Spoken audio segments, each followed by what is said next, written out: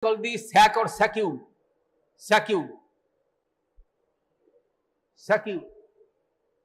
They harbor the photopigments and they are separated and they are within the intercellularly plasma membrane, and these sacules or sacs are produced by the invagination in case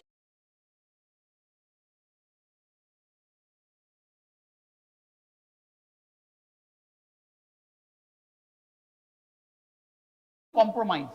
So calcium, vitamin D, they usually work side by side. Calcium is an important part of the bones and also phosphate, and vitamin D mainly helps in the absorption of this calcium. So this is the physiological roles of the calcium. I am not going into the details, you know about this in the physiology. So there are myriad roles. There are roles in the different types of the muscles, regulation of the cell membrane, hormones, autophage transmitter, intracellular messenger, impulse generation, and lastly the structural functions of the bone and teeth in the form of the hydroxyapatite.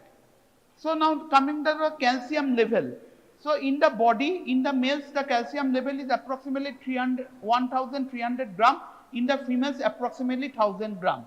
And greater than 99% is present in the bones and teeth, and it is regulated by the three hormones, this calcium vitamin D metabolism. One is parathormone or parathyroid hormone, next is calcitonin, and lastly is the calcitriol. Calcitriol is the active form of the vitamin D. So remember, calcium vitamin D is regulated by these three hormones, parathyroid hormone or parathormone, calcitonin and calcitriol, which is the active form of vitamin D. Normal serum calcium level is 8.5 to 10.4 milligram per deciliter, of which 40% is bound to plasma protein, 50% is free ionized, and this is the important form. So free ionized calcium is the most important form, and ultimately that can be increased or decreased, that leads to either hypocalcemia or hypercalcemia. So this is the circulating calcium, ionized calcium or free calcium, which is the physiologically relevant component, mediates calcium's biological effects and can be directly measured. Now when there is acidosis in our body that favors ionization, that is more free calcium positive ion is available in our body, while alkalosis disfavors ionization. So when there is hyperventilation, that is when there is increased respiratory distress, that can precipitate decrease of the calcium, that is the tetany can be precipitated. When there is severe decrease of the calcium, that is known as the hypocalcemia, that can lead to tetany. So pharmacokinetic details is not required, but just remember it is absorbed from the small intestine, and there are different types of the components in the food that can either retard or accelerate the absorption of the calcium. For example, phytates, phosphate, oxalate and tetracycline reduce the absorption, while glucocorticoids and phenytoin reduces calcium absorption. They are filtered to glomerulus, vitamin D increases and calcitonin decreases reabsorption in the proximal tubule. Parathyroid hormone also increases the distal tubular reabsorption, and adequate intake, that is the maximal intake in case of the adolescents is 1300 milligram per day, in adults 1000 milligram per day, and after age 50 years approximately 1200 milligram per day. So on an average 1000 milligram per day calcium intake is necessary for our normal functions to occur. So there are different types of the calcium preparations like calcium chloride, calcium carbonate, of which the calcium carbonate is the most cheap one and available, calcium gluconate, calcium lactate, calcium dibasic phosphate and calcium chloride. So different types of the salts are present, of which you can see calcium carbonate contains approximately 40% calcium, very high. It is insoluble, tasteless and non-irritating, reacts with gastric HCl to form chloride and can be used as also an antacid. Calcium chloride is also used irritant, it cannot be given intramuscular or IV. But this calcium gluconate can be given by injections. When there is severe hypocalcemia, when the calcium level is very less, we have to give calcium by injectable forms, and that can be given by calcium gluconate. Okay. So where this calcium are used, direct only calcium, first is tetany. So when there is severe hypocalcium, calcium level is very less. Normal calcium level in the serum is between 8 to 12, when it is very less, then we have to use the injectable form of the calcium, most commonly the calcium gluconate. 10 to 20 ml IV over 10 minutes, followed by 50 to 100 ml of the calcium gluconate solution over 6 hours. And when their tetany happens, we have to give some supportive treatment also, like oxygen inhalation, IV fluids, etc. Of course, the adequate intake already we have seen. So when there is growing children or pregnancy or lactating, menopausal, etc., dietary supplement is needed, because there will be more need of the calcium. Also in men and women, we reduce the bone loss, mainly in the elderly age group.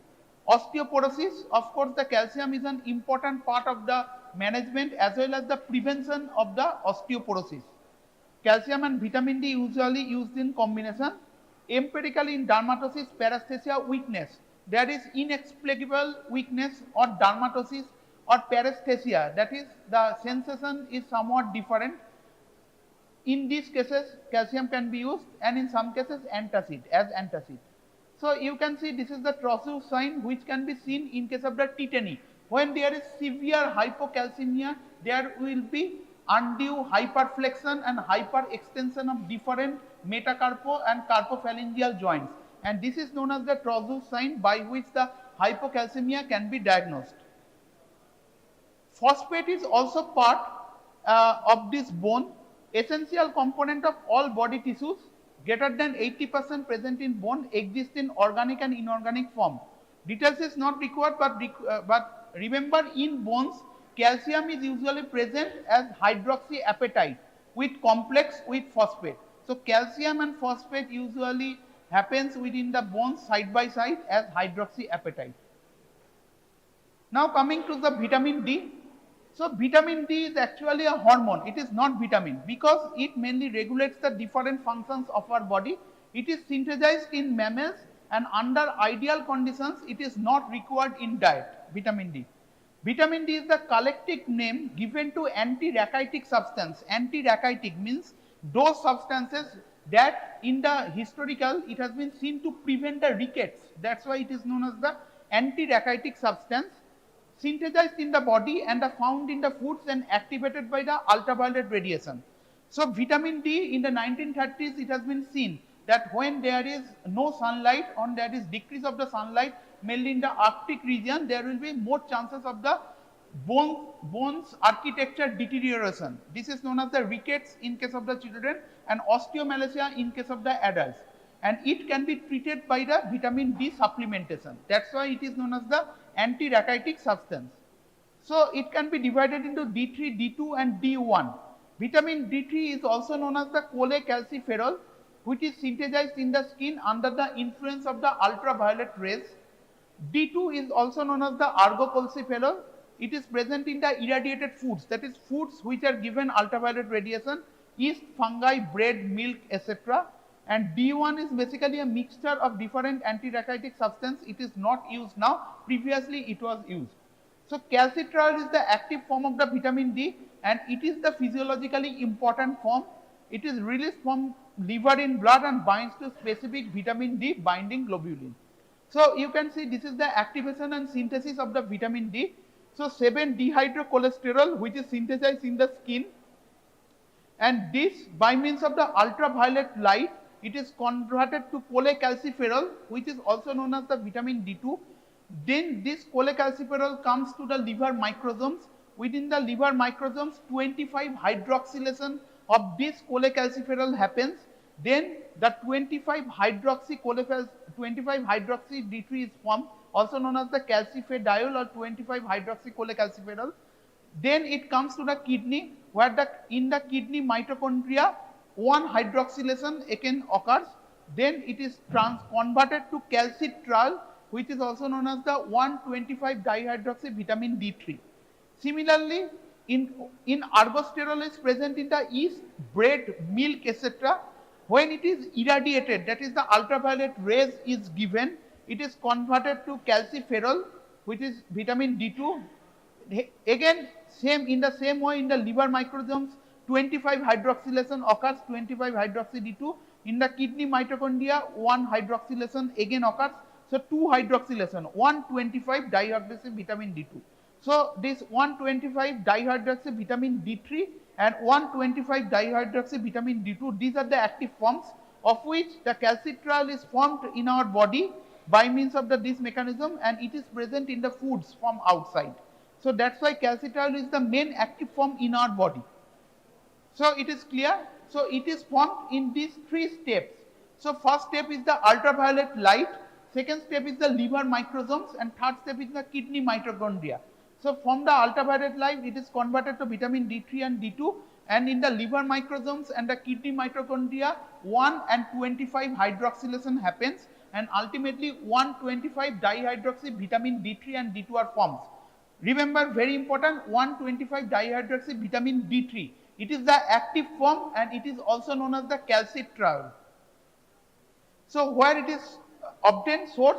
So sunlight is the most important source, already we have seen. So when there is ultraviolet ray from the sunlight, ultimately the steps started. So not found naturally in many foods, only in selected foods it is present, synthesized in our body. In the plants mainly ergosterol is present, and from the ergosterol vitamin D2 is formed. Fruit milk products are usually fortified with vitamin D. Now you can see the different milks are fortified with vitamin D so that there will be no vitamin D deficiency. And apart from this, vitamin D is present in the oily fish and fish liver oil, egg yolk, butter, liver, and of course like vitamin B2, vitamin D3 is less in cases of some strict vegetarians. So where the calcitriol is used, actions of the calcitriol. So first and most important part of the calcitriol is the enhancement of the absorption of the calcium and phosphate from intestine. So calcium and phosphate is an important part of bone development, and not only bone, different other physiological conditions. Vitamin D helps in the absorption of this calcium and vitamin D from the intestine. So how it helps? By increasing the synthesis of the calcium channels. More calcium channels are synthesized and the carrier are more synthesized, known as the calcium binding protein or calbindin. That is, more calcium channels, more calbindin proteins are synthesized so that more calcium can be trapped. Analogous to the steroid hormones, it binds to cytoplasmic vitamin D receptor translocation, increased synthesis of the mRNA regulation of the protein synthesis. So increased synthesis of the vitamin D receptors also happens, and ultimately a cycle continues. So activation of the vitamin D receptor promotes endocytotic capture of the calcium and transport across the duodenal mucosa. That's why even if the vitamin D usually takes time for synthesis, when it is given in severe hypocalcemia, the action is also quick, because the activation of the vitamin D receptor promotes the endocytotic capture. That is, within the endocytosis, more calciums are captured by this vitamin D receptor and it is transported across the duodenal mucosa. That is, more absorption of the calcium happens instantaneously when the vitamin D is given. Apart from this, it also enhances the recruitment and differentiation of osteoclast precursors for remodeling. So in the bones, you know, there are osteoblast cells and osteoclast cells. So there will be development of the bone and resorption of the bone continuing, and it is a cycle. So after resorption, again the development or more bone addition happens. So if there is no resorption, there will be dismantled bone, or there will be deranged bone function. So ultimately, recruitment and differentiation of osteoclast precursors, so that more osteoclast cells will be there for remodeling. This process is known as the remodeling of the bone, and this remodeling is continual. So resorption of the calcium and phosphate from bone also happens. So calcium and phosphate from bones, it is reabsorbed within the serum, and ultimately it goes when there is hypocalcemia. So mature osteoclasts lack vitamin D receptor. It induces rank ligand. So rank ligand is a receptor for activation of nuclear factor kappa beta ligand. So this is a ligand that is present in the osteoblast, and when it is activated, it activates the osteoclast. So resorption of the bone and development of the bone occurs side by side, and this resorption of the bone is helped by the vitamin D. Ultimately, that leads to laying down and mineralization of the osteoids. It mainly appears to help bone mineralization indirectly by maintaining the normal plasma calcium and phosphate concentration, and its action is independent of but facilitated by the parathyroid hormone. It also enhances the tubular reabsorption of the calcium. That is, in the kidney, when more calcium influx occurs, some part of the calcium is resorbed back to our body. Apart from this, the other actions of the vitamin D are lymphokine production, proliferation and differentiation of epidermal and certain malignant cells, neuronal, skeletal muscle function, etc. So vitamin D is also absorbed from the intestine in presence of the bile salts, mainly by lymphatics. Details is not required, but it is well absorbed in our body. So how it is prepared or unitage happens? So 1 microgram of cholecalciferol is equivalent to 40 international unit of vitamin D. Vitamin D is usually given as an international unit. So normal requirement is approximately 400 international unit per day, and it is increased when there is less of sunlight or when there is increased demand. It is increased to approximately 800 international unit per day also. So calciferol, cholecalciferol, calcitriol, these preparations are available in our body. So calcitriol analogs are also present. Alpha calcidol, like it is present, it is a product rapidly hydrolyzed to calcitriol in liver. Calcipotriol, doxcalciferol, pericalcitol, etc. So these are the different preparations that is used, present in the market. So where it is used, vitamin D use. Firstly, the prophylaxis and treatment of rickets and osteomalacia. Only when there is vitamin D deficiency, already I have told that there will be either rickets in the children or osteomalacia in case of the adults. So the prophylaxis is approximately 400 international unit per day. So this is the requirement. And treatment means there is large dose of the vitamin D is required. Approximately 3000 to 4000 international unit per day is required. Alternatively, oral or IM injections 3 to 6 lakhs international unit every 2 to 6 months interval can also be given. So injectional preparations of the vitamin D is also present. It is given either 2 monthly or 6 monthly interval. Metabolic rickets. So rickets may also happen not due to the direct vitamin D deficiency, but due to the deficiency of the actions of the vitamin D due to some metabolic problems in our body. So this can be divided into vitamin D resistant rickets, vitamin D dependent rickets and renal rickets. So what is this vitamin D resistant rickets? Basically it's a hereditary disease, X-linked hereditary disease in which the vitamin D metabolism is normal, but calcium and phosphate metabolism is deranged. So phosphate with high doses of the calcitriol is required for the management of vitamin D resistant rickets. That's why resistant. So if we are giving only vitamin D, the rickets will not be cured. We need also phosphate. Then is the vitamin D dependent rickets. So this is another genetic disorder due to deficiency of the renal hydroxylating mechanism. So already we have seen in the second step, renal 25 hydroxylation happens. So if this 25 hydroxylation mechanism is deranged by some renal problems or other problems, then vitamin D dependent rickets may develop. So administration of calcitriol or alpha calcidol is effective in normal doses. And apart from this vitamin D resistant rickets and vitamin D dependent rickets, there are renal rickets. So renal rickets means conversion of 25 hydroxy vitamin D3 into calcitriol does not occur due to chronic renal disease. So when there is chronic kidney disease or chronic renal disease, mostly that can happen due to some diabetes mellitus or other kidney related problem that leads to renal rickets. So calcitriol or alpha calcidol or dihydrotachysterol are needed in usual doses. So when there is increased kidney disease, always we have to supplement with some vitamin D preparations because if we are not supplementing, that can lead to renal rickets. So usually prophylactically vitamin D is given. So these are the rickets and osteomalacia. These are the metabolic rickets. There are 3 types of the metabolic rickets. Apart from this, it is used in the senile or postmenopausal osteoporosis. Already I have discussed. So there may be involutional osteoporosis, type 1 and type 2, either in the postmenopausal or in the senile age group. In those cases, it is used. When there is hypoparathyroidism, that also vitamin D is required. Fanconi syndrome is another hereditary disease. Here the vitamin D can raise the lower phosphate levels that occurs. And psoriasis. In the psoriasis, different types of the vitamin D ointment and vitamin D medications are also used, like calcipotriol. It is a vitamin D analog which is used in the management of the psoriasis. Psoriasis is a skin conditions where it can be used. So vitamin D deficiency. So pure vitamin D deficiency leads to rickets in small children and osteomalacia in adults. So what is in rickets? So in rickets, mainly different types of the osseous changes occurs, like in the heads, craniotapes, frontal bossing, box-like skull, etc. occurs. In teeth, delayed eruption of the teeth. In chest, there is rachitic rosary, pigeon chest for funnel-shaped chest.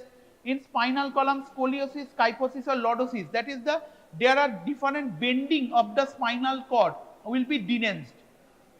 Bow legs, the normal angle of two legs are deranged.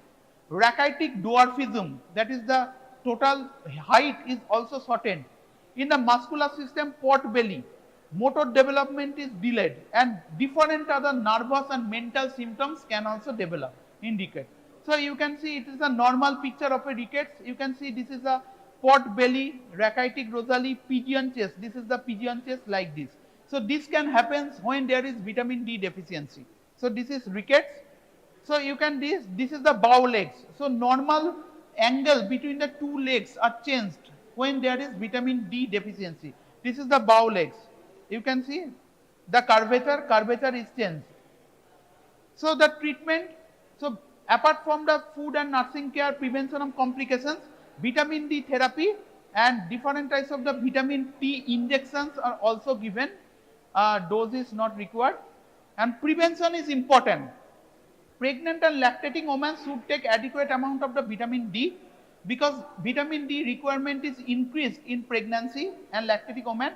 Advocate sunbathing, advocate breastfeeding, and vitamin D supplementation is required when there is premature twins and weak babies. So more dose, you can see 800 international unit per day is required. For term babies and infants, 400 international unit per day, and for those babies who can't maintain daily supplementation, we have to give intramuscular injection of the vitamin D. And apart from with vitamin D, of course, we have to give the calcium supplementation also. So this is the osteomalacia in case of the adults. So osteomalacia is basically incomplete mineralization of normal osteoid tissue. So osteoid tissue is normal, but the mineralization is deranged following closure of the growth plates. So growth plate closure does not happen in case of the children. After the adolescent age group, the growth plate closure occurs. So if the growth plate closure occurs and after that the mineralization becomes incomplete, that leads to osteomalacia. Ultimately, the consequence is the soft bone pain, bone fracture, compressed vertebra and muscle weakness. So this is the X-ray epilateral view. So there is generalized osteopenia, and you can see a lucency, that is the increased radiation here. This is the linear lucency. This is known as the loser's zone. So when it is seen, it is the indicative of the incomplete mineralization after the growth plate closure, and it is the indication of the patient having osteomalacia. So we have to treat with the vitamin D. So apart from this, if high amount of the vitamin D is given, that also leads to hypervitaminosis D also. When acute or long-term administration is done, it causes hypercalcemia. So calcium level is increased, that leads to nausea, vomiting, excessive thrust, joint muscle pain, disorientation, coma, etc. etc. Again, details is not required. Hypercalcemia can be diagnosed again in the ECG. There will be Osborne wave. So there will be tweak after the QRS complex in the limb leads. B5 is the limb lead. So it indicates that there is hypercalcemia, and that leads to this Osborne wave. So recommended daily allowance already discussed, not required. So now coming to the parathyroid hormone. So parathyroid hormone is very important. It is present posterior to the thyroid gland, and there are 4 numbers of the parathyroid. It is secreted by the principal cells of the parathyroid gland. So within the parathyroid gland, within the parathyroid gland there are parathyroid principal cells, and from these principal cells parathyroid hormone is secreted. From the pre-parathyroid hormone, pro-parathyroid hormone is secreted, and from this pro-parathyroid hormone, parathyroid hormone is ultimately synthesized, which is a 84 amino acid polypeptide. Hypocalcemia is a principal factor regulating the parathyroid hormone synthesis and release. That is the calcium level in the serum. When it is very low, ultimately there will be more secretion of the parathyroid hormone and vice versa. And how this parathyroid hormone acts? The primary function is to maintain a constant concentration of the calcium and phosphate in the extracellular fluid. So within the extracellular fluid, the calcium and the inorganic phosphate should be normal. And if it is either less or more, parathyroid hormone is secreted or less secreted, and ultimately it leads to a balanced position. The principal processes regulated are renal calcium and inorganic phosphate absorption and mobilization of the bone calcium. So plasma calcium is the major factor regulating the parathyroid hormone secretion. So when the concentration of the calcium diminishes, parathyroid hormone secretion increases and vice versa. So where it acts in the three areas. First is bone, next is kidney, and last is intestine. So in the bone, parathyroid hormone promptly increases the resorption of the calcium from bone. That is, from the bone calcium is resorbed. It comes out, and again, so that there will be more bone formation later. So this will be a cycle.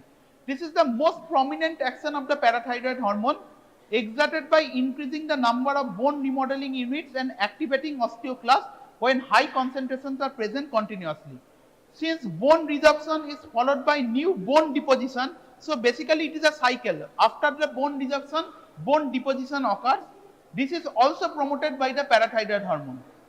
Increased bone formation occurs when parathyroid hormone is given intermittently and in low doses. Parathyroid hormone is given in the injectable route, and when it is given in the low doses, in the intermittently, resorption happens and ultimately bone deposition occurs more.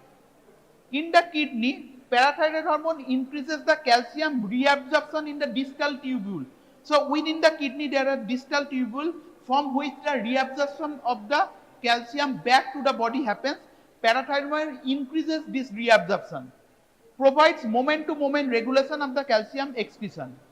Apart from this, it also promotes phosphate excretion, which tends to supplement the hypercalcemic effect. So in the intestine, parathyroid hormone has no direct effect, but it indirectly helps by enhancing the formation of calcitriol, that is the active form of the vitamin D in the kidney, by activating the 1-alpha hydroxylation. That is, already we have seen in the kidney mitochondria, the last phase of the active vitamin D formation, that is the 1-alpha hydroxylation happens. Parathyroid hormone increases this 1-alpha hydroxylation and ultimately indirectly helps in the calcium absorption. It decreases calcium levels in the milk, saliva and ocular lens secretion, that is more conservation of the calcium in the body. It may be responsible for development of the cataract in case of the hypoparathyroidism. Rapidly metabolized in liver and kidney, and the half-life is 2 to 5 minutes, hence cannot be used therapeutically.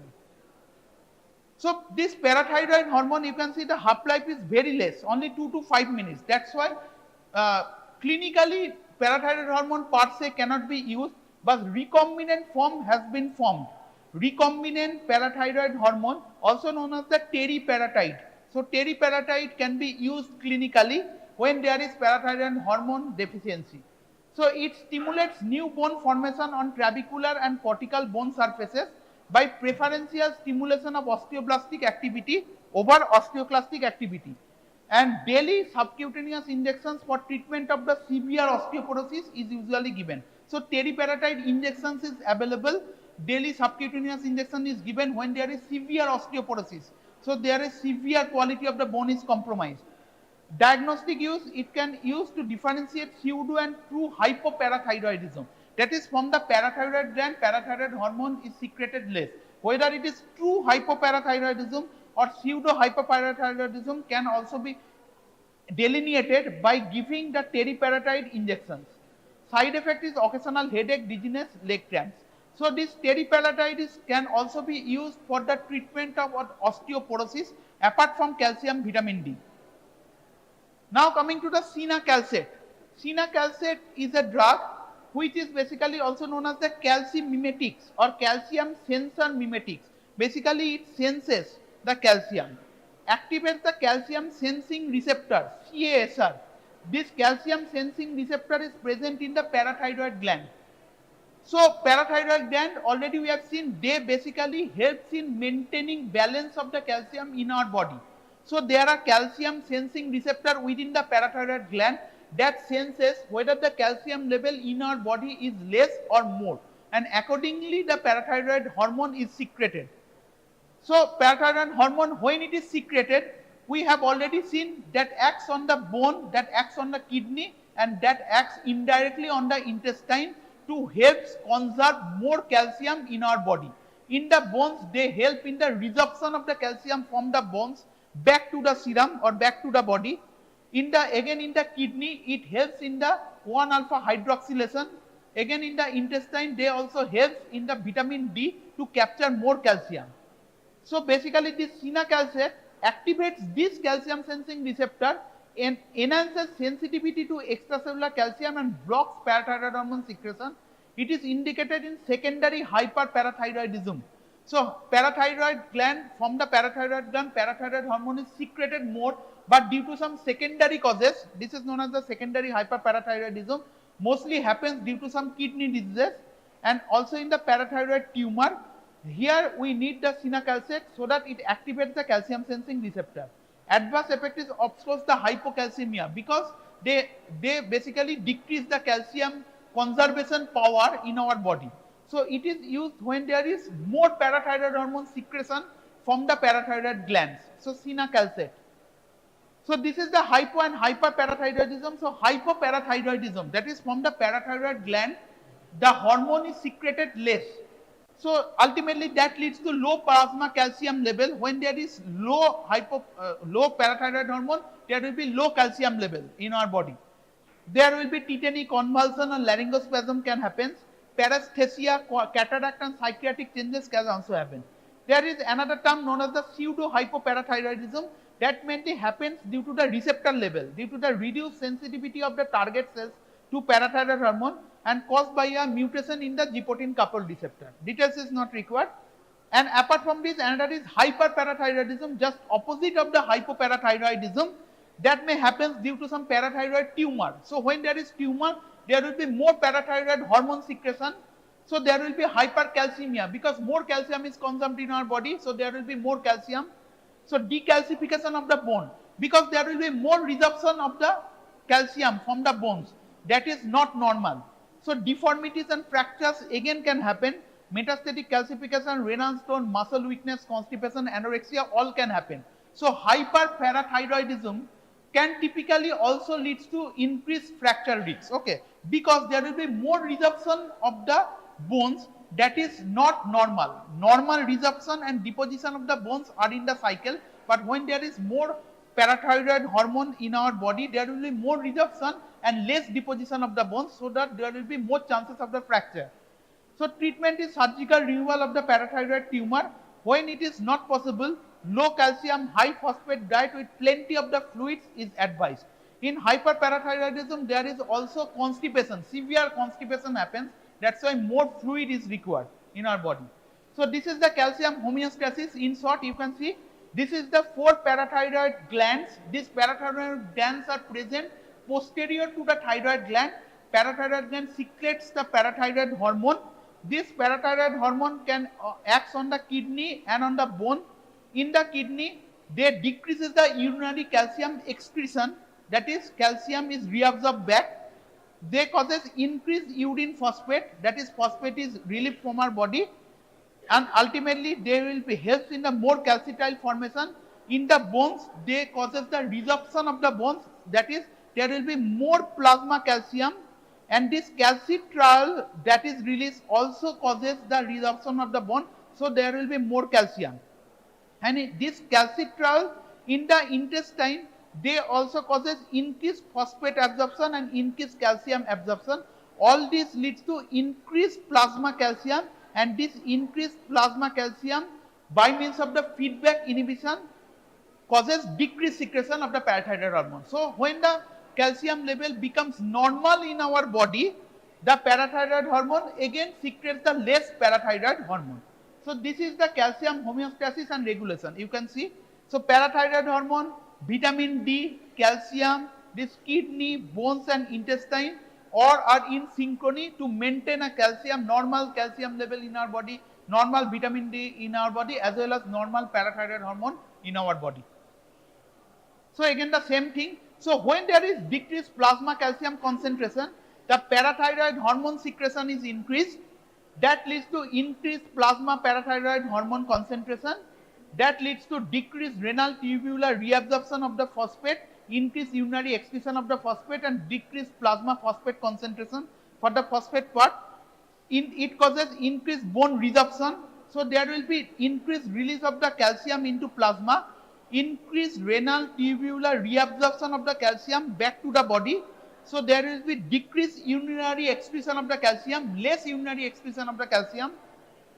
So there will be increased formation of the active form of the vitamin D3 in the kidneys. So there will be increased plasma concentration of the calcitriol 125 dihydroxy vitamin D3 in our body. That causes increased intestinal absorption of the calcium, and all this leads to restoration of the plasma calcium concentration towards normal. So this is very important, how the calcium, vitamin D and parathyroid hormone acts in synchrony in maintaining the normal calcium balance, normal vitamin D balance, where the parathyroid hormone acts mainly 3 places, and how this balance is maintained. Next, coming to the calcitonin. Calcitonin is another hormone which is a peptide hormone secreted by the parafollicular cells or C cells lying in the intestinal fluid between the follicles of the thyroid gland. So calcitonin is secreted from the thyroid gland, and parathyroid hormone is secreted from the parathyroid gland that is present posterior to the thyroid gland. So remember, do not confuse. Calcitonin is secreted from the thyroid gland. So it is secreted from the C cells of the thyroid gland or parafollicular cells of the thyroid gland.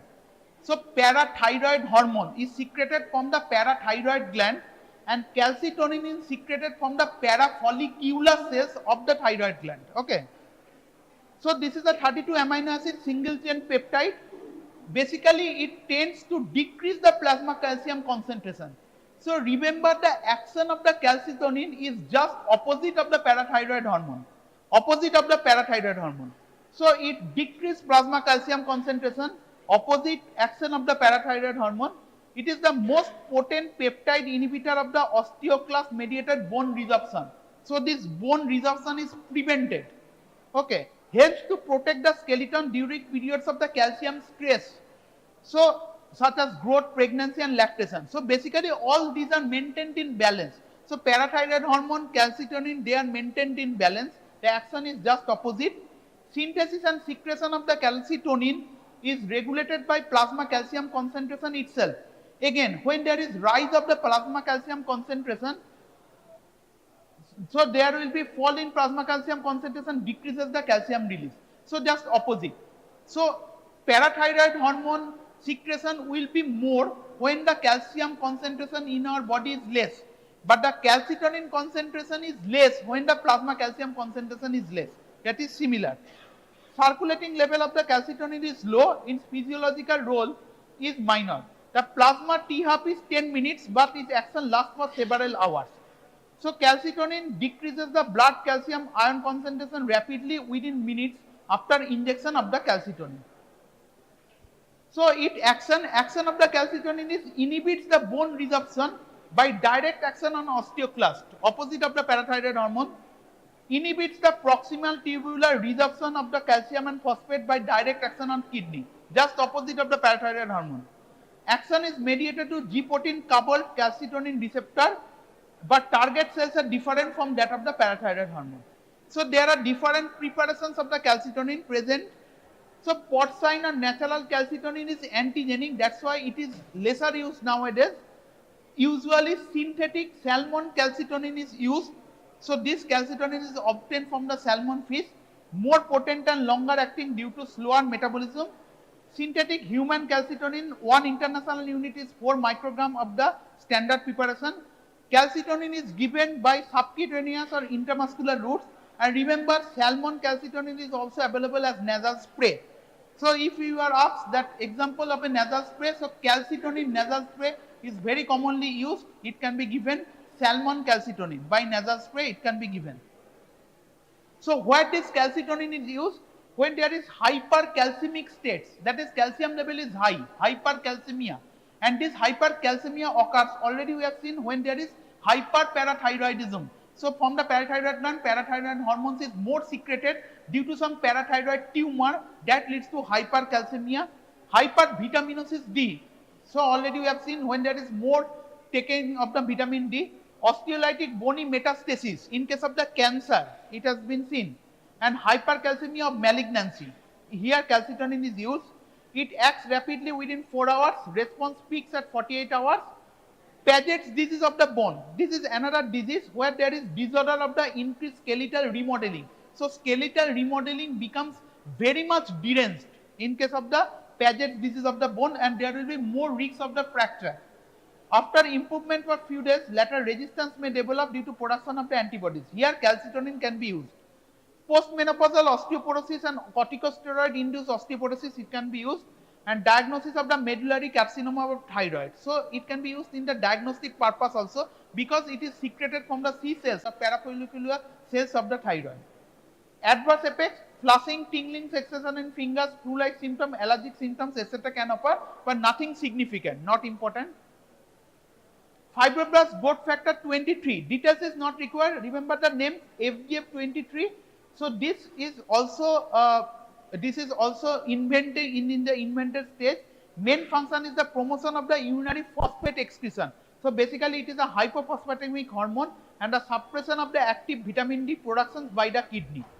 So FGF23 and clotho. So basically this can be used for phosphate conservation.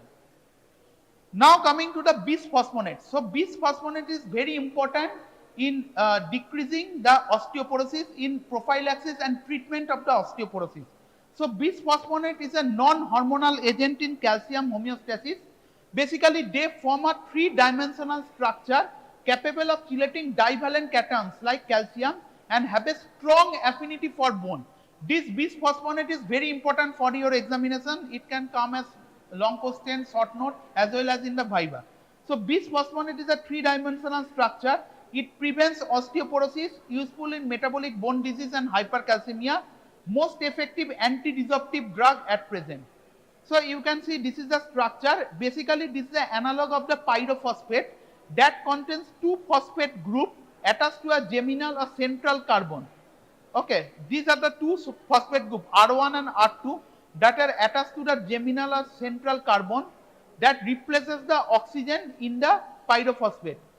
Now this R1 affects binding affinity to bone and this R2 affects the anti-resorptive capacity. So when this bisphosphonate is given, there are different types of the bisphosphonates, and according to these side chains, they have increased or decreased binding affinity to the bone or increased or decreased resorptive capacity to the bone.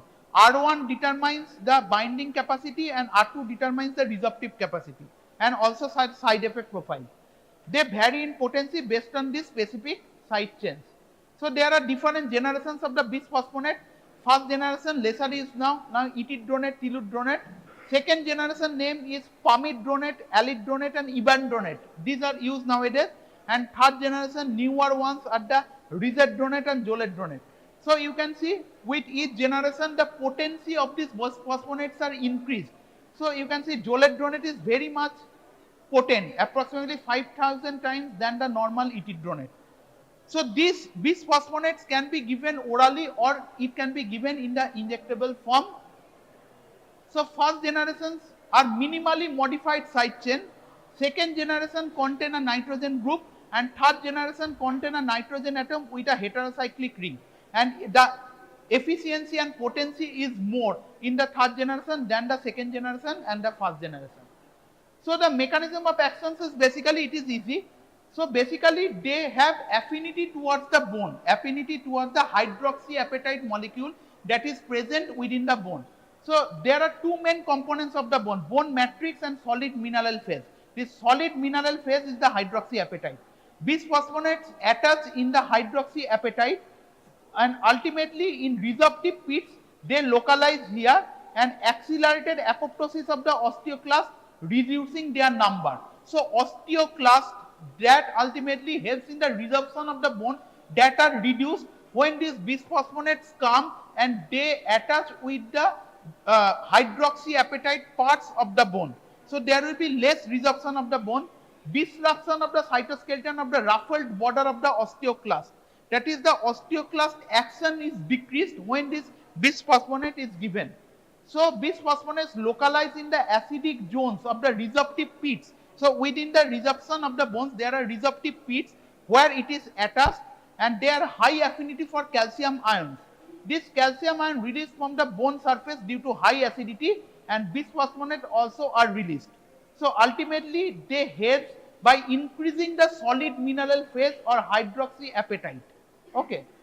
So pharmacokinetics, remember these bisphosphonates are very poorly absorbed in our body, and they can lead to different types of the gastric and esophageal irritation when it is taken in the mouth. So hence these drugs should be administered with a full glass of water. So how it is administered? I am coming. So how it is administered? Oral bisphosphonates. So it has been seen when oral bisphosphonates are taken in the mouth, they can lead to more esophageal irritation. So usually a full glass of water is taken in the morning time without any food, and then it is taken with a full glass of water, and the patient is asked to remain upright for minimum 30 minutes to 1 hour after intake of the bisphosphonates. Otherwise, there will be more chances of the esophageal irritation due to gastroesophageal reflux. So tablets must be swallowed whole with a full glass of water on an empty stomach at least 30 to 60 minutes before food while standing or sitting upright, and the patients must not lie down for 30 minutes after administration of the alendronic acid or risedronate. And patients should be advised to stop the bisphosphonate tablet whenever there is some irritation happens. So basically it is used in the treatment of the osteoporosis, both prevention and treatment. Paget's disease already we have seen, details is not required, just remember it is used for the treatment of the Paget's disease, hypercalcemia of malignancy and osteolytic bone metastasis. So individual drugs, now alendronate. Alendronate is available in the as a oral drug in different forms. It is given already, how it is given, it is given.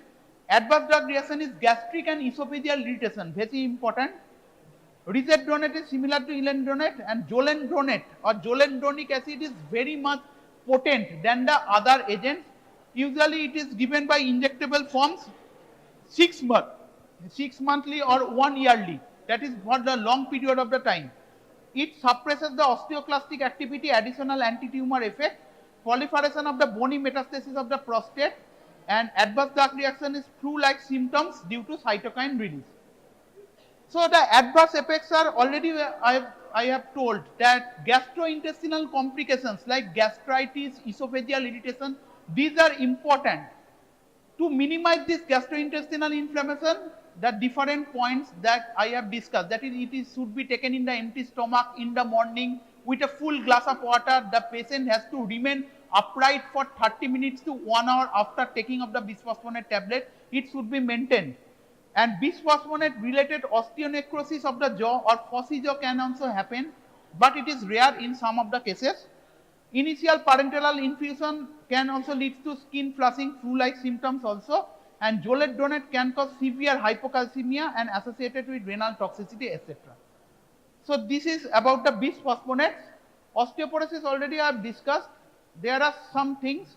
Just remember these drugs used in osteoporosis. So there may be anabolic agents and anti-resorptive agents, both are used. Already we have seen that anabolic agents are mainly forms new bones, while anti-resorptive agents usually blocks the resorption of the bone. So bone turnover are accelerated by anabolic agent, anti-resorptive agent is slow turnover. So there are different agents that have dual actions, but mostly we can see that teriparatide, some fluoride agents, androgens like testosterone, they have anabolic effect on the bones, while the bisphosphonates, calcitonin, estrogen replacement therapy, when you will read about the estrogen, you will see selective estrogen receptor modulator. In the estrogen class, you will see this selective estrogen receptor modulator can also be used for the management of the osteoporosis. Calcium, vitamin D, thiazides, all can be used for the treatment of the osteoporosis. So this thiazide diuretic, remember already you have seen in the diuretic that it can be used for that, it can be used when there is more osteoporosis. This diuretic ultimately helps. Remember this strontium ranelate, it basically have dual actions.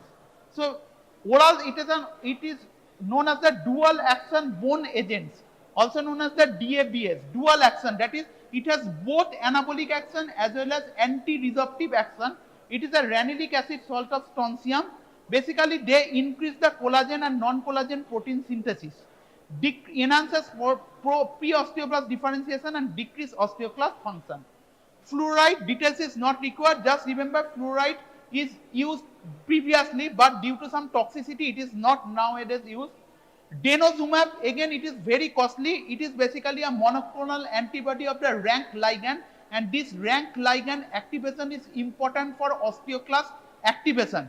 Denosumab just inhibits this osteoclast activation.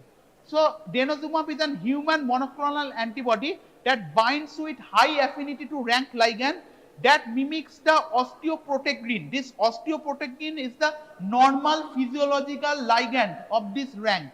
So basically they are competes with osteoprotectin, they blocks this osteoprotectin action and ultimately they decreases the osteoclast formation and activation. So denosumab, which is a human monoclonal antibody of the rank ligand that blocks the osteoclast formation and activation, increases the bone mineral density and decreases the bone turnover. So remember the name denosumab is a monoclonal antibody. So prevention of the osteoporosis, regular physical activity, adequate dietary calcium intake. In case of the elderly, the supplementation of the vitamin D and calcium is very important. Timely administration of the estrogen in postmenopausal women, in some of the cases it has been seen to decrease the osteoporosis, and prevention and correction of the hypogonadism, because androgen deficiency is also an important part of the osteoporosis. Lastly, glucocorticoids also leads to osteoporosis. So already we have seen about the steroid class. So glucocorticoids inhibits the osteoblast function and increase osteoblast apoptosis. Ultimately all these, there are different types of the mechanisms. All this decreases the osteoblast apoptosis, increases osteoblast apoptosis, increase urinary calcium loss, reduction of the adrenal androgens and induction of the glucocorticoid myopathy happens. And treatment of this glucocorticoid induced osteoporosis, again the bisphosphonates. So when the osteoporosis is usually diagnosed, usually we first supplement with calcium, vitamin D, and when it is not controlled, be it the primary due to the elderly age group or postmenopausal age group, be it the secondary or due to some drugs, most commonly the corticosteroids, we have to start the different other agents. The first agent, the most important agent that is required is the bisphosphonates. So bisphosphonates is very important for your exam also. So after bisphosphonates, there are different types of the agents, and according to the disease pathophysiology, whether the anabolic agent should be used or anti-disruptive agents should be used, we have to use the different agents. For example, when there is hyperparathyroidism related bone fractures, we have to more use the calcitonin. When there is estrogen deficiency more, we have to just give the estrogen replacement therapy or selective estrogen receptor modulator or ACRMs like raloxifene. Raloxifene is a selective estrogen receptor modulator. You will read in the estrogen class, that is also required for the treatment of the osteoporosis. There are different other agents like already we have seen teriparatide or denosumab. Usually it is used in when there is very high risk of the osteoporosis, or already there are history of the osteoporosis. So thank you. This is all about the osteoporosis. So within the osteoporosis, already I have told you that the calcium, vitamin D, of this the vitamin D metabolism, how the calcium, vitamin D is regulated by the parathyroid hormone is very important. Parathyroid hormone is also important for your short notes. Calcitonin is important for your short notes. Treatment, management of the osteoporosis is important for your long questions, where you have to write all the different agents including the teriparatide, denosumab, etc.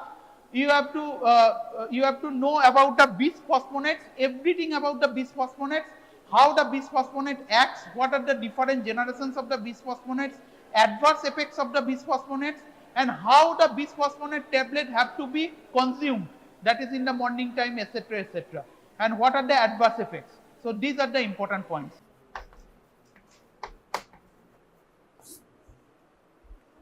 What are the precursor lesion of colon carcinoma? Before that, most common type of colon cancer. Most common type of colon cancer. 5-6টা question আছে, answer দিতে পারলে pass করে যাবি simply. Most common type of colon carcinoma. Colon cancer, most common type. Histopathological, most common type of colon cancer. আগের দিন gastric carcinoma class করেছি সবাই। So, exactly, adenocarcinoma. What are the types of gastric carcinoma? Exactly, mesenchymal, epithelial. Other than mesenchymal epithelial, stromal. Other than stromal, শোন either আমার কথাটা শুনবি অথবা বই খুলবি, দুটোর মধ্যে পড়। আইদার অর, যদি বই খুলে থাকিস তাহলে বই পড়, না হলে origin, mesenchymal origin, neuroendocrine origin, lymphoid origin, and other than all. ঠিক আছে? That could be melanoma, that is melanocytic origin. What are the precursor lesion of adenocarcinoma? Polyp, some polyp. So, what are the main types of polyp occurring in colon or small intestine? Exactly, one juvenile polyp. কি সেটা, কি টাইপের polyp? These are theory questions, difficult. What are the types of polyp in small intestine? একা কেন সবাই পিছনে, back bencher পিছনে, why? What are the types of polyp? Types of polyp.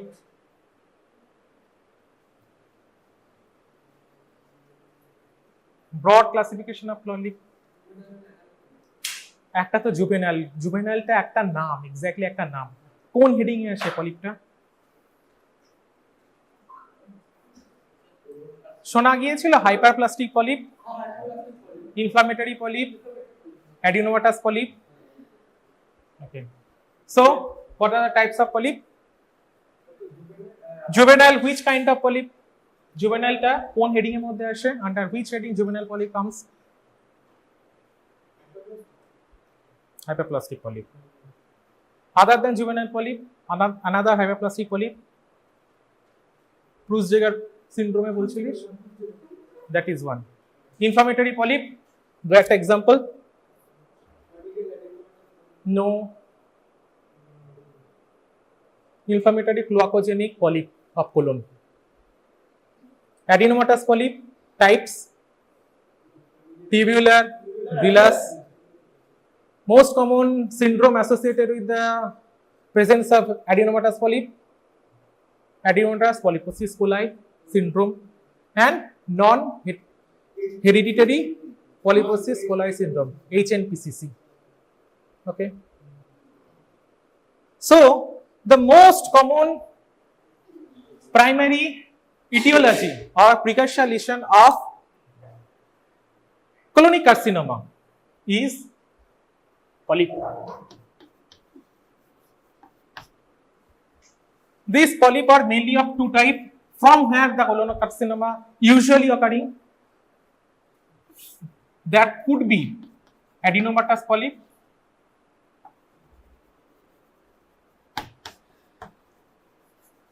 that could be serrated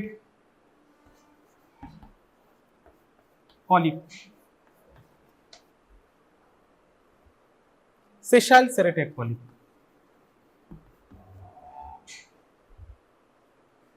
Okay, কেন এই দুটোর আলাদা আলাদা ভাগ আছে? Why these are totally different from each other? Why?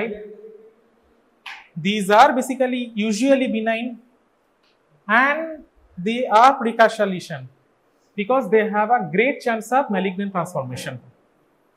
Why these adenomatous polyp and sessile serrated polyps are distinct from each other? No. Polyp mainly দুইটা টাইপের হয়, তাই তো? Either they have a stalk, they are known as pedunculated polyp, or they don't have any stalk. It is sessile polyp. ঠিক আছে? These are usually pedunculated polyp, but sessile, serrated polyp or sessile polyp basically. But these are not the main characteristic different points. Theory class হয়ে গিয়েছে, colon ক্যান্সারের theory class হয়ে গিয়েছে। কি পড়ানো হয়েছে, কি কি পড়ানো হয়েছে তোদের এইরকম কেন বলেছি? What are the etiological factors, what are the factors which responsible for occurring colon cancer? One, smoking, exactly, alcohol consumption, nitrate consumption, nitrate, but these are not main points. Exactly, but not the main point. High complex fiber, fiber with carbohydrate. Complex fiber, not a single fiber. And high fat intake.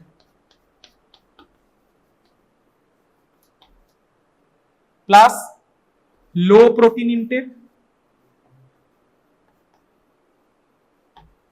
and low simple fiber intake.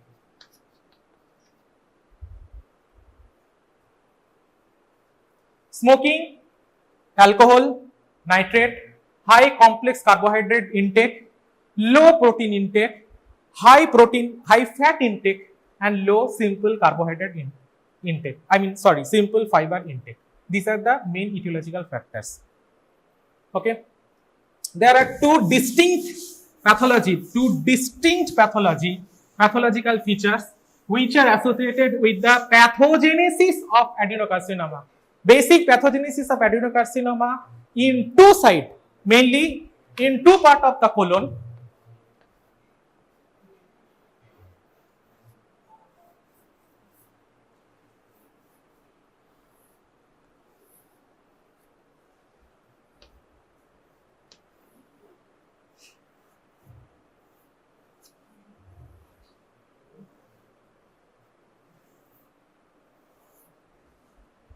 Okay, this is cecum, this is appendix,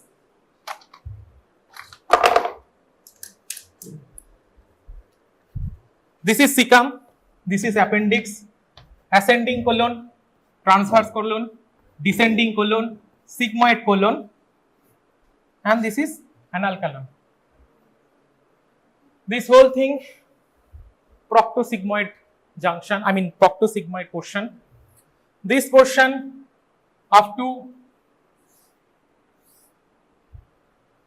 splenic flexure and from hepatic flexure.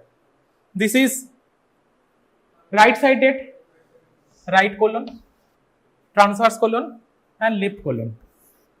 If there is any kind of colonic cancer occurring in the right colon, that will cause a proliferating type of growth. Okay, that will cause a proliferating polypoid growth, and that polypoid growth causing bleeding. Why? Because this growth is a very fragile structure, and so many neovascularization, etc., occurring within the growth inside.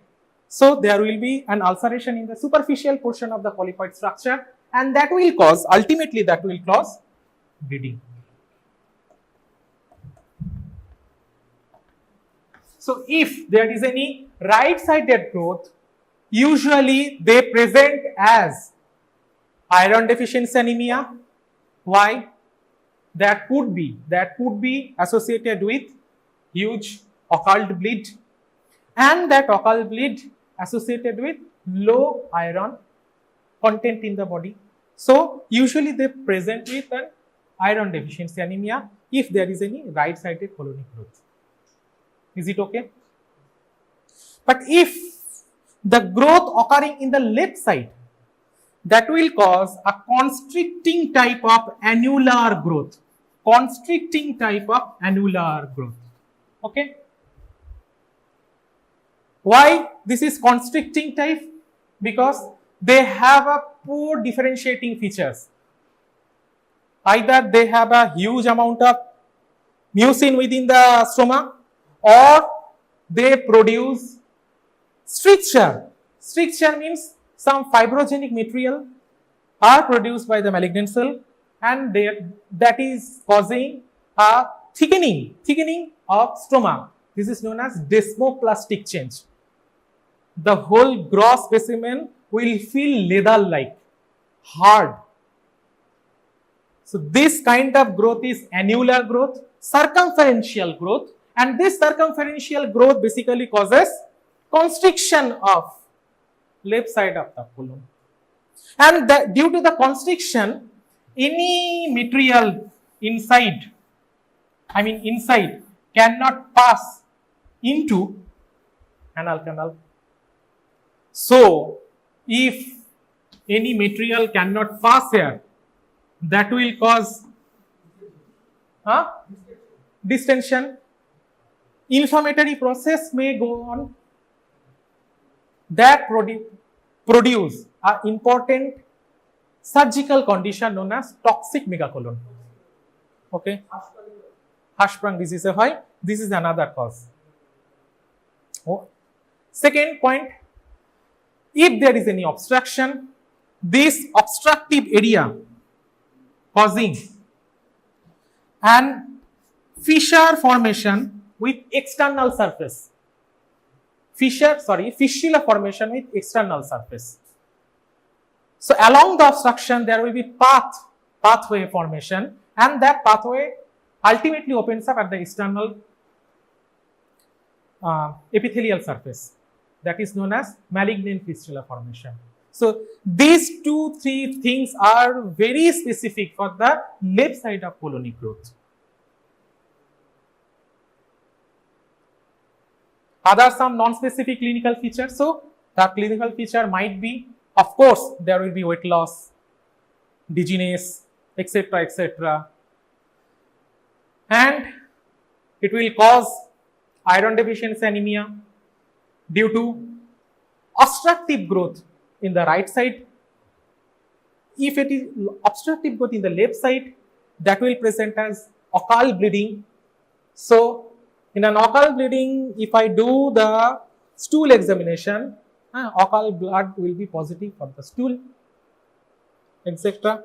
And that will cause an inflammatory process also due to the obstruction itself, affecting the left side, causing the toxic metacolon. And an external fistula formation might go on, which is known as malignant fistula. These are mainly the clinical features. If it is an advanced stage like stomach carcinoma,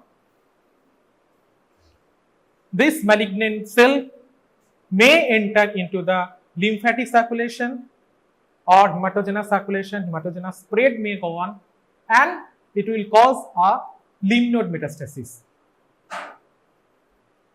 So the lymph node may be paracolic, pericolic, or distal, superficial or deep, inguinal lymph node, etc., pelvic lymph node, obturator lymph node, etc., etc.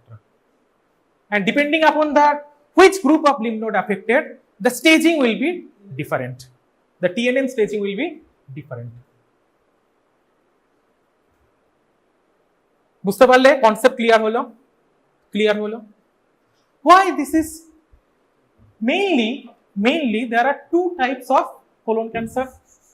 That could be right sided colon cancer and that could be left sided colon cancer, which is histologically clinical with the clinical feature. They are totally different from each other.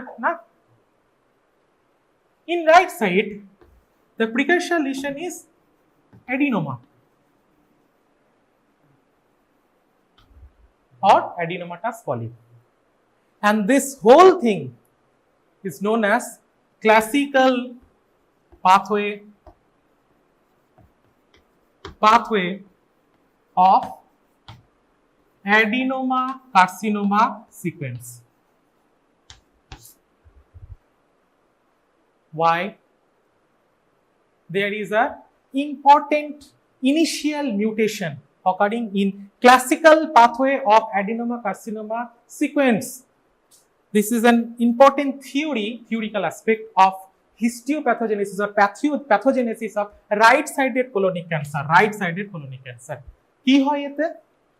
Initially, there will be 5q deletion affecting the APC gene. Okay. There are 2 alleles. One allele get deactivated due to that mutation.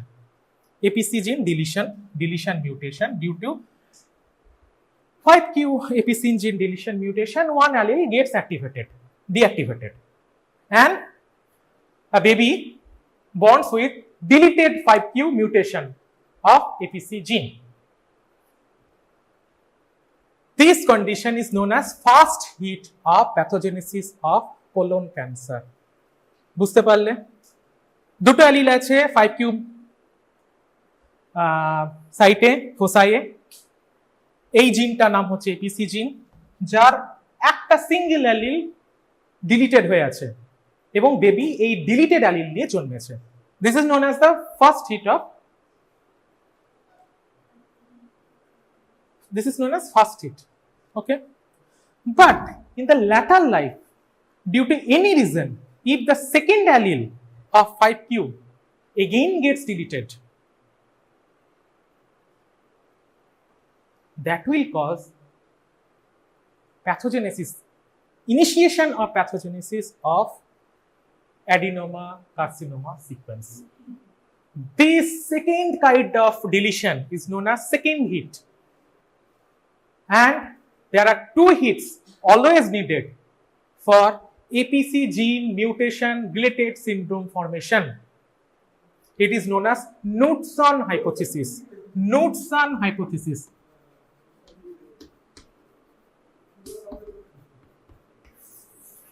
Exactly, this is tumor suppressing gene. কেন tumour suppressing জিন জানিস? বলতে পারবি? কে ভালো Robbins পড়েছে বলো? Exactly, APC beta catenin pathway initiator. If APC get mutated, the normal protective action of beta catenin just vanish. They are protective. Why?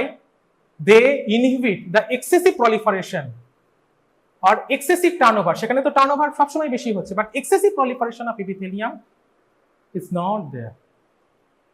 Excessive proliferation of epithelium associated with the beta catenin mutation related to the APC gene mutation. So if the 5q deletion of 2 allele causing, this is the most initial mechanism, and after that mucosa causing, এটা normal মিউকোসাতে হয়েছিল, যখন second deletion হলো, that mucosa converted into early dysplasia. Okay, early dysplasia.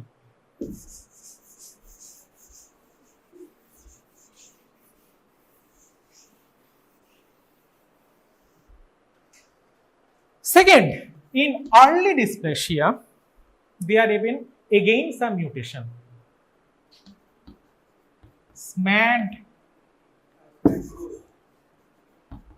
SMAD4 mutation. Okay, or KRAS mutation. If there is SMAD4 mutation and KRAS mutation in an early dysplastic mucosa, they go into an important initial precursor lesion which is known as adenomatous polyp.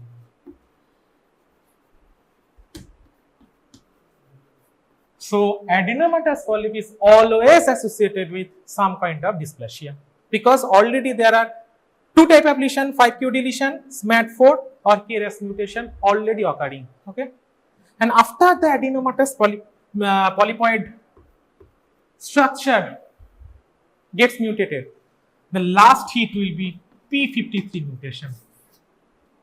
When there is p53 mutation, that will cause invasive adenocarcinoma.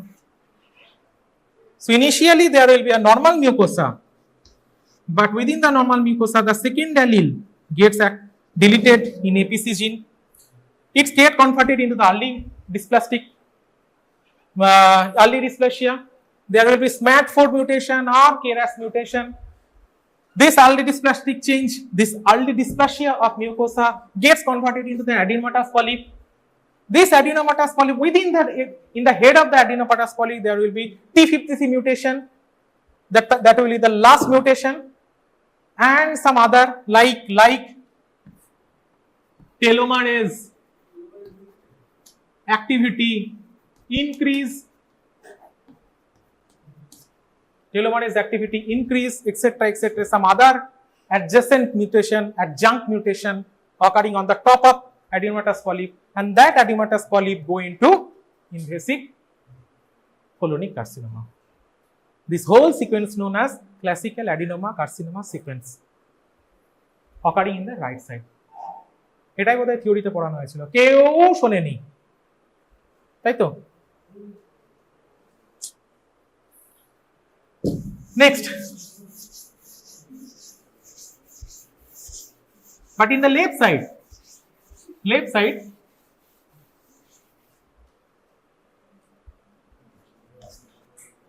the precursor lesion কি বলেছিলাম? sessile serrated adenoma or sickle serrated polyp, right?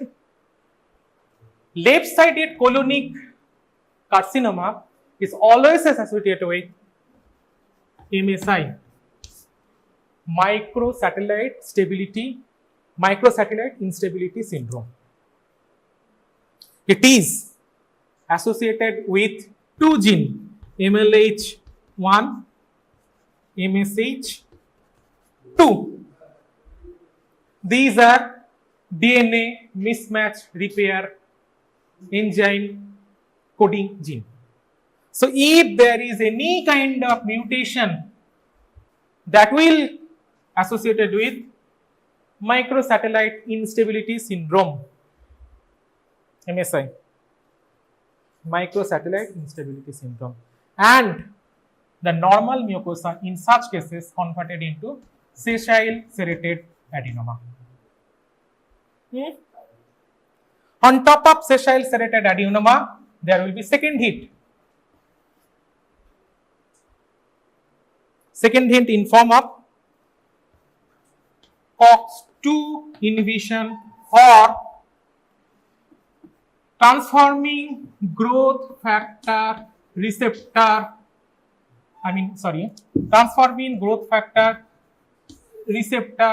beta 2 gene mutation.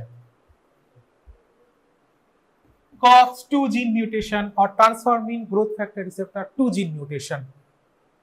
On top of secondary sessile serrated adenoma, there might be two kind of infection, and that sessile serrated adenoma again go into stage of invasive adenocele হয়েছে। দুটো সম্পূর্ণ distinct pathogenetic pathway, one affecting right side, one affecting left side. One initial lesion is adenomatous polyp, another on the left side initial lesion is sessile serrated adenoma.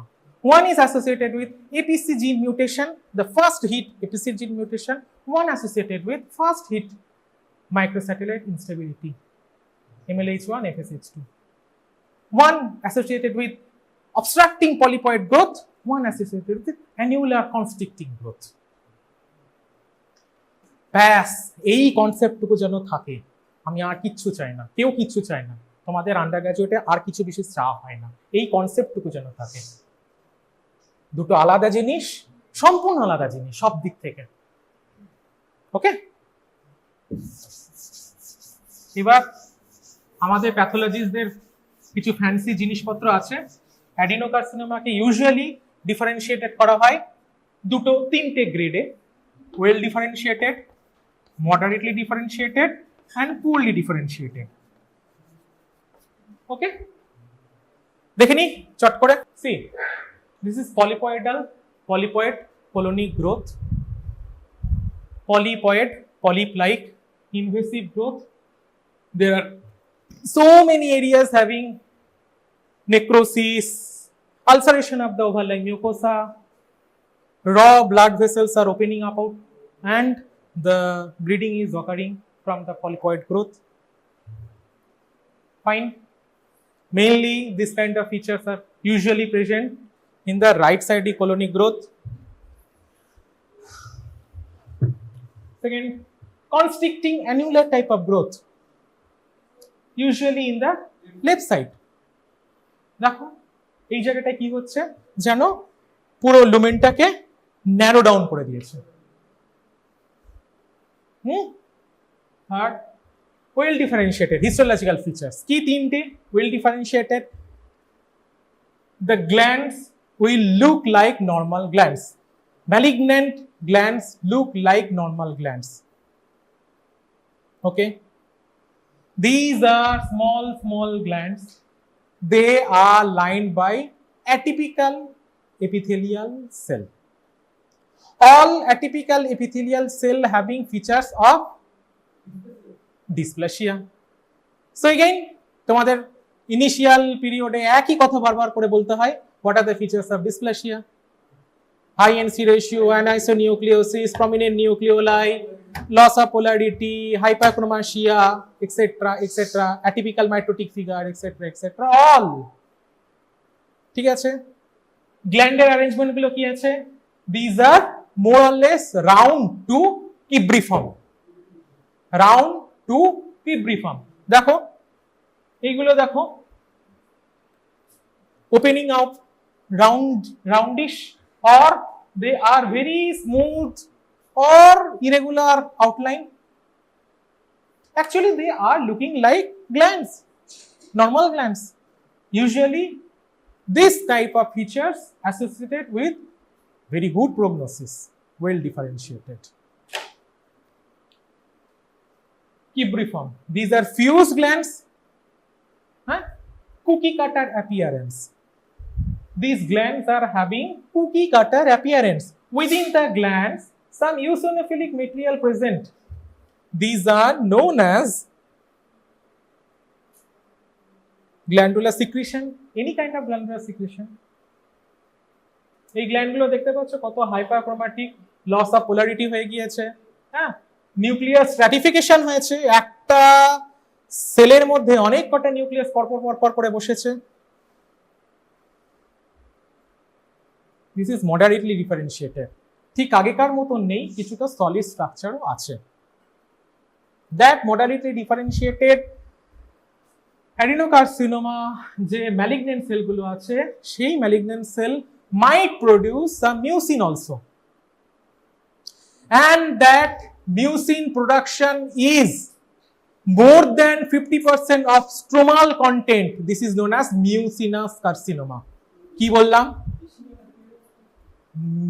বলছি কি কি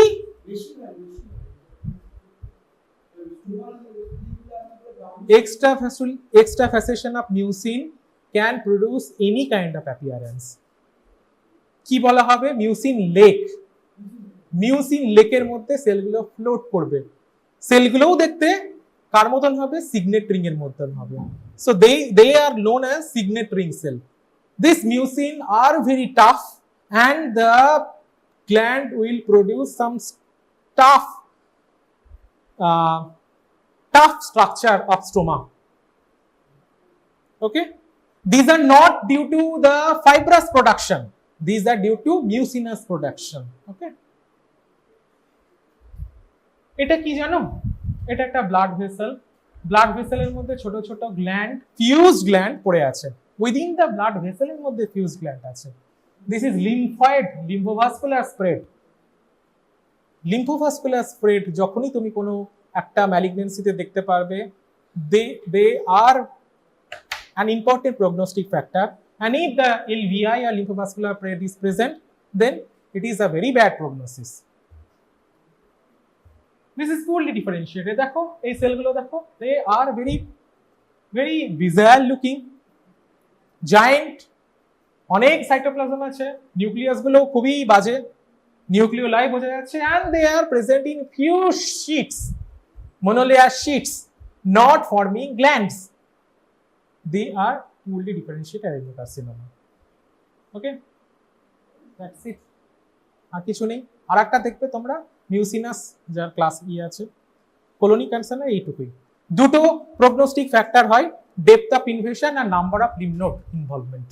Two prognostic factor, depth of invasion and number of lymph node involvement. And there are mainly two type of